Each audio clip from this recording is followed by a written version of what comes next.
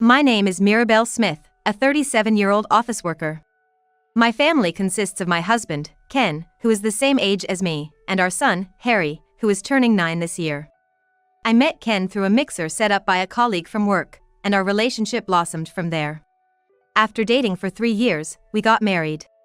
I think I have a good relationship with my in-laws.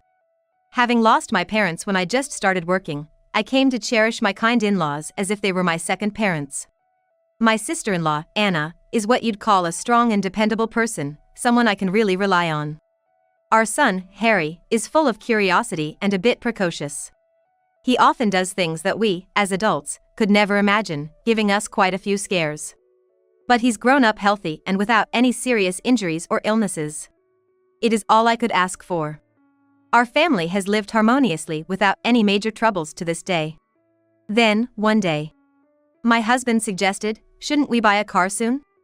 Since our commutes were easily manageable by foot and train, we didn't own a car. Although I have a license, I'm practically a paper driver. Not quite seeing the point, I was met with my husband's enthusiastic voice as he spread out car catalogs on the table. Harry's getting bigger, and I think we'll be going out more as a family. It might be a bit early, but once Harry hits middle school, we can use it for dropping off and picking up from extracurriculars. And, to be honest, I've always dreamed of having my own car, so. Seeing his serious expression, I realized he had given this a lot of thought for our future. All right. Let's go take a look during our next day off. My husband's face lit up at my response. And so, we ended up buying a compact car for around $40,000. My husband and son were ecstatic with our shiny new car. I watched their happy faces with a smile. Thinking back, that moment might have been the peak of happiness for our family. About a month after the car was delivered, I went to pick up Harry from his after-school club and we headed home together. I noticed our car wasn't in the parking lot. But I didn't think much of it, assuming my husband had taken it. Entering the house and turning on the lights in the dark living room, something on the table caught my eye. Mom, what's this? As my son peeked over the table pointing at something, I casually looked at it, saying, "What could it be?" In an instant, time seemed to stop. Huh? It was a divorce paper. A loan divorce paper with my husband Ken's name filled out was just sitting there. My mind went blank in a second. I couldn't grasp the situation. What? Why is there a divorce paper? And why is Ken's name on it? Mom? Pulled back to reality by my son tugging at my sleeve, I quickly said, "Oh, Harry, can you go to the other room for a bit? Mom needs to make a phone call." "Okay." Watching Harry dash through the living room, I shakily took out my smartphone. With trembling fingers, I dialed Ken's number. After a few rings, a disinterested voice answered, "Yeah? It's me. Hey, where are you right now?" "Huh? What's up? You're not home yet. Didn't you see it?" His tone, rougher than I'd ever heard, sent a jolt through my heart, making me tense up. "If you're talking about the divorce paper, yes, I just saw it. I was so shocked I had to call you." Gotcha. So you saw it? Then, that's that. We're done. Just file it, will ya?" Just wait a minute. Can you please explain what's going on?" I cried out desperately. On the other end, Ken sighed, sounding annoyed. "What, you can't figure it out? I'm saying we're getting a divorce. You're just not fun anymore. You might think you're acting all pure because you were raised well, but nobody's buying that nowadays. You won't even let me touch your family's inheritance. I've realized marrying you was a mistake. I'm gonna be with my young and cute girlfriend now. Got it?" Wah! I was speechless at the torrent of cruel words. Is this really Ken? Without waiting for my response, he continued. "You didn't even notice I've been cheating on you. Tried giving you hints, but you're oblivious. Guess you're just not interested in me, right? Better to split up sooner for both of us. Oh, and keep the car, will ya? You won't use it anyway." What? Wait a minute. The car's in my name, right? And what about the loan? Yes, the car loan was in my name. Yeah, about that. You take care of it, will you? I mean, you hardly spend any money anyway, you must have saved up a bunch. That's not fair. Also, I'm gonna take those accessories you got from your parents. My girlfriend wants them. They might be a bit old-fashioned, but they'll sell for a good amount, and we won't have to worry about money for a while. I was speechless at his words. What did he just say? He's talking about taking the precious accessories I inherited from my deceased parents. I was so shocked, I couldn't say anything. Without caring about my reaction, he said, "Well then, take care. And take good care of Harry for me." And with that, he hung up. I just collapsed on the spot, still holding my smartphone. Mom? Are you done on the phone? Mom. What's wrong, Mom? Harry's voice calling me felt distant. My memory of what happened next is blurry. I checked my bedroom chest and saw that not only the accessories but also my bank book had been taken without permission. Somehow, I managed to file the divorce papers, and then I tried to immerse myself in work to forget everything, but I ended up collapsing at work. The next thing I knew, I was in a hospital bed. I diagnosed with depression. I was admitted to the hospital. My sister-in-law, Anna, who was notified that I was rushed to the emergency room, came to the hospital with Harry in a panic. I remember Anna saying something, but I can't recall my response. I was in such a state that I couldn't do anything. A few days later, Harry, who came to visit me, whispered quietly as if to ensure only I could hear. "It's okay, Mom. I'll make Dad pay for what he did." I couldn't understand the meaning behind his words as I looked back at his face. Harry smiled at me, his eyes filled with curiosity. The next day, Anna rushed into my hospital room, panting. "Mirabelle! Turn on the TV, quick!" In a daze, I turned on the TV as she asked. And then, under suspicion of vandalism, Ken Smith. Huh. The name that came flowing out from the news program that had just been turned on was unmistakably my husband's name. No, now ex-husband's name. It seemed to be a local news segment, and while I was zoned out, the news piece had already ended. The man being taken away on the screen was definitely my ex-husband. In short, the news was about my ex-husband causing a disturbance at his workplace and then trying to flee the scene in a car, which led to an accident. What in the world was this about? Slowly, I turned my head to look at my sister-in-law, Anna. Anna, what's this?" "Well..." Anna clearly knew what was going on but seemed hesitant to tell me. Despite coming all the way to my hospital room and urging me to turn on the news, it seemed she had reservations about explaining it to me. Anna scratched her head vigorously. "You see, I thought if you knew the details, Mirabelle, you might collapse again, so..." "It's okay. Please tell me." "But..." "If necessary, we can call the doctor and a nurse." I pleaded, and Anna nodded in agreement. "I see." I pressed the nurse call button, deciding it was best to have a nurse present, just in case. Anna began to speak, as if making up her mind. "Actually, it was Harry who did something." Hearing my son's name from her lips made my heart race. "What do you mean?" I asked tentatively. The image of Harry's smiling face from the day before flashed through my mind, along with his mysterious words. Anna spoke at length about what had happened. As she initially said, it all came down to Harry did something. Seeing me collapsed and heartbroken, Harry felt he had to do something about it. But what could a young boy like Harry possibly do? One would normally think not much.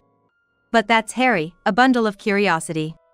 "I've got to do something," quickly turned into "I'll get back at those who hurt Mom, teach them a lesson," in his mind. First, Harry went around to the neighbors, crying, "Dad stole a bunch of stuff and disappeared." Then, he took a picture of his father to the police station, yelling through tears, "My dad stole Mom's things and ran away, you have to arrest him." But the police, thinking it was either a child's prank or just a domestic dispute, didn't take action. Frustrated, Harry found out from Aunt Anna where his dad's office was and jumped on a train. His dad wasn't at the office. He had already quit, handing in his resignation. I later found out that he had quit the day he served me with the divorce papers. How he planned to live with his mistress under these circumstances is beyond me. Maybe he thought the car he took, my accessories, and the bank book would suffice, but it seemed like a series of impulsive acts. Maybe he intended to disappear to avoid alimony and child support. When Harry arrived at the company, he cried and made a scene at the reception. "My dad stole Mom's stuff and disappeared. Wah! Dad's always mean to Mom. I came all this way because I want the things Dad stole to be returned." Isn't Dad here? If he's not here, do you know where he is? Wah! His cries echoed through the office, surprising his father's former colleagues. Apparently, one colleague thought I, the wife, was the reason for the divorce due to my infidelity and that my husband was moving far away to start over because it would be awkward to run into each other. From start to finish, it was all lies. In a panic, the colleague called my ex-husband, not knowing where he was, and summoned him to the office, saying, "His son is here crying." And then, my ex-husband showed up, out of breath and drenched in sweat, unable to maintain the facade of a father. Ha ha! Hey, Harry! Calm down, will ya? Where's Mom? She must be nearby, right? Letting a child do something like this. What a terrible mother! Not only did she fail as a wife, but she's also a failure as a mother. My ex-husband yelled just as loudly as Harry, trying to shift all the blame onto me, suggesting I had instigated Harry to expose what his father had done. But Harry stood his ground firmly. That's not true. Mom isn't here, and she can't come. Mom collapsed at work and had to be hospitalized. I came here all by myself. Ha, what? Hospitalized? Since when was she so frail? No, that's not the point. I won't believe such a thing. That must be a lie. You're just trying to catch me off guard, aren't you? Hey, Mirabelle. Where are you? You must be nearby. Come out and explain to Harry that it's all, absolutely all, your fault we're getting a divorce. It's not a lie. Mom has depression, the doctor said so. It's because Dad stole a lot of Mom's things and disappeared. Mom got really hurt, and even though she kept pushing herself, she had too much stress, and like a balloon, she just popped. That's why she can't do anything now, the doctor said. Depression. Ken was flustered, surrounded by coworkers who had gathered around to see the commotion. In the spotlight, Harry pressed on. It's all Dad's fault that Mom ended up like this. Dad took the car Mom bought without asking. I was looking forward to going out in that car. We picked it out together at the dealership, so why did he take it? And isn't a lot of money supposed to be paid for the car? Why does Mom have to pay for it when Dad was the one who took it? Well, that's because Mom doesn't use the car much. So, I thought it'd be more useful if I used it. The car would be happier, you know. So, then you should pay for the car. Why does Mom have to pay for it? I had no choice. I couldn't get the loan in my name. My salary has been dropping lately. She's been saving up all her salary without spending much. She's got her parents' inheritance too. She could at least share a bit with our family, right? It's not just that. Dad also took Mom's cherished rings and brooches without asking. That's stealing, right? Stealing is bad, and if you do it, you get caught, right? So, Dad should be caught too. In a marriage, that's not, stealing. Besides, those old accessories are worthless fakes. I got turned down when I tried to sell them. Seriously, her parents could have left something better. What? Dad, you tried to sell Mom's precious things. That's awful. No, I didn't sell them. They didn't sell. I was turned down. And then, the store clerk accused me of all sorts, asking for a certificate of authenticity or something. Indeed, that's the right reaction from the store. The accessories I inherited from my late parents were designed by a famous jewelry designer known as a master abroad. He was notoriously finicky, selling his creations only to those he personally approved of. Even more than 30 years after his death, his works are treated as legendary. The reason my parents had his pieces is a story akin to a drama. During a secret trip to the USA, he got lost and was helped by my parents, who were on their honeymoon at the time. Despite being newlyweds, they spent several days showing him the best of the USA. My parents were quite naive and probably didn't think much of it. Touched by their kindness, the master sent them several pieces of jewelry as a thank you after returning home. It was then my parents realized the kind old man they'd been touring with was a world-renowned figure. Their correspondence continued through letters until his death. But back to the main story, that's how I ended up with the jewelry. Each piece is engraved with a serial number, and I have the certificates Ken mentioned. Ken, focused solely on the jewelry, overlooked these documents. The pawnshop clerk must have realized they were dealing with the work of a famous designer and suspected the items might be stolen. When you look at it globally, the accessories are not only often counterfeited but also frequently targeted for theft. So the clerk turned down the buyback. Ken didn't have any means to prove it was genuine. He had hit a dead end. They belong to Mom. They are important things she got from Grandma and Grandpa. You don't need them, Dad. Thief. Give them back. All right. They're not stolen. Fine, I'll give back this stuff that's not even worth the trouble. Ken carelessly threw the jewelry from his pocket. Harry, in shock, dove for it and managed to catch it just before it hit the floor, falling to the ground himself in the process. Hey, kid. Are you okay? Ken's coworker rushed over to help Harry up. I'm okay. Mom's precious things are safe. Harry smiled weakly, clutching the jewelry. Ken watched the exchange from a distance, looking down on them. Listen here. I can't stand hearing this anymore. Didn't you say the divorce was your wife's fault? But listening to all this, it sounds like you just took her stuff and ran away. Was the divorce really your fault? The coworker confronted Ken, who just laughed it off. Oh come on, you're gonna believe a kid. He's just confused. Mirabelle's in the hospital, right? That's got him all messed up. You know, kids can't handle stress. Harry glared at Ken from the coworker's arms. It's not a lie. I'm not confused. Dad's the bad one. And you, weren't there rumors about you and Ms. Gold at work? Being all lovey-dovey in front of everyone, could it be you were the one having an affair? That's why you got a divorce and quit your job, to run away? She's been missing from work too. Hey. That's a misunderstanding. There's nothing between me and Ms. Gold. It was then. The police are questioning me about the car. Something about it being stolen. Ms. Gold herself entered, pleading for Ken's help. What?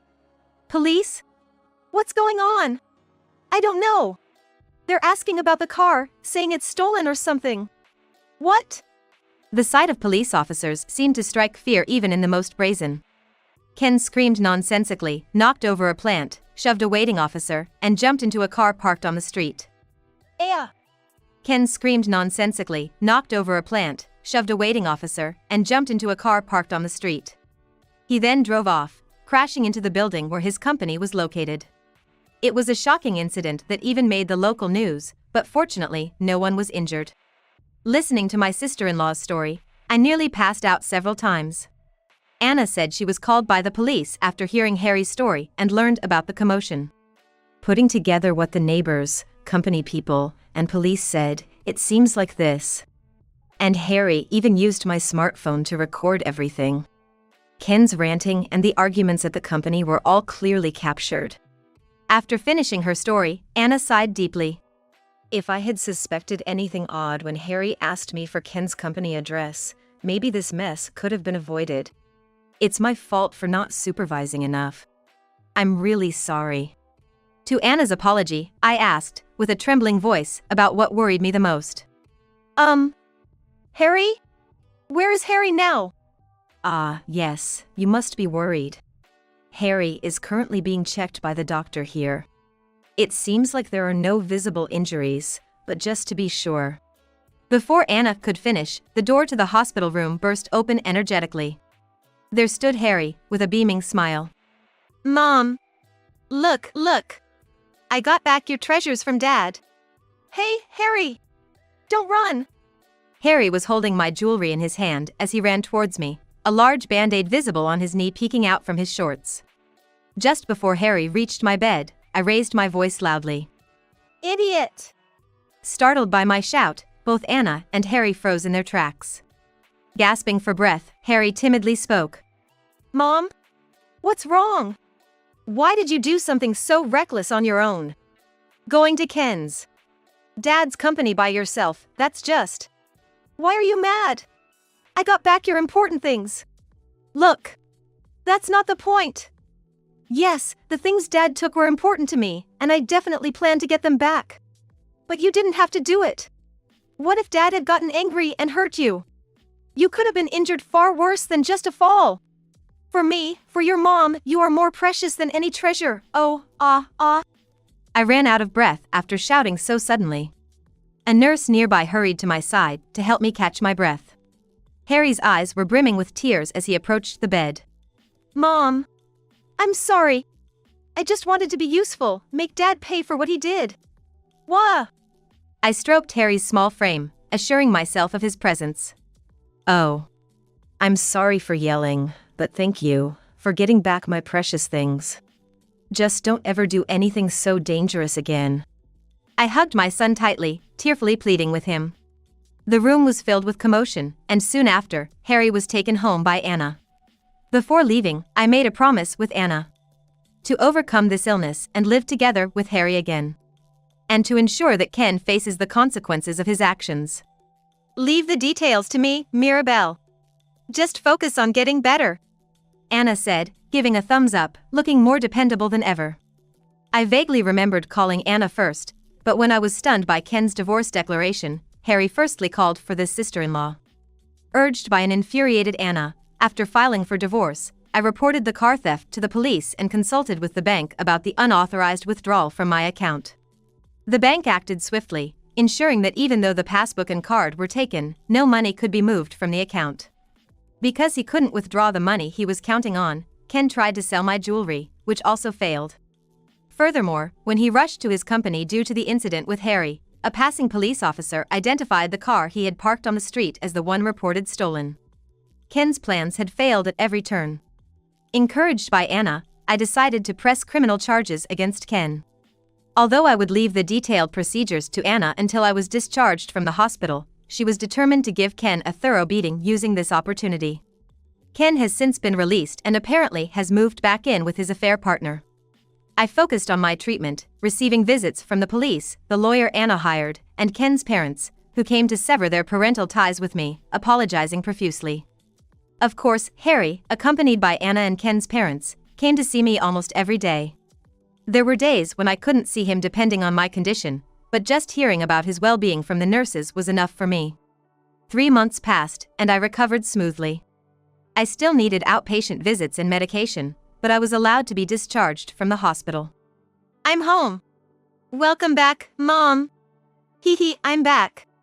Returning to our house for the first time in a while felt too large for just the two of us, and I knew we would need to move. Just as I was pondering this, a call from Ken suddenly came in. My tension spiked, but Harry, sensing something, came over and held my hand. I answered Ken's call. He started ranting right away. Finally, you pick up the phone. Hey. Are you still mad about some nonsense? Planning to sue me? You want to make Harry the son of a criminal? Drop it now. I get pointed at just for walking outside. Where did these rumors even start? Is that all you have to say? I replied calmly, which seemed to catch Ken off guard. I continued. No matter what you say now, what you did to me won't change, and I have no intention of withdrawing the lawsuit. Perhaps it's time for you to reconsider how you'll live from now on. Moreover, you're no longer Harry's father. I'm his only parent. Please don't say anything ridiculous. Hey, what the? Are you really Mirabelle? I am myself. And you, after all you've done to Harry, dare to act like a father. Is that all you wanted to say? Then, goodbye. Huh? Hey, wait a...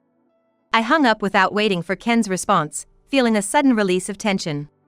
Unknowingly, my body had been stiff with stress. But I managed to say it. I told him off. Mom, you were so cool, Harry said, playfully jumping around me, to which I smiled back. Later, my ex-husband managed to avoid a criminal record by paying a settlement amount. Even though he was disowned by his family, we made sure he promised to pay alimony and child support. Consequently, Ken's in-laws threw him into a company they knew, where he's been working desperately from dawn till dusk.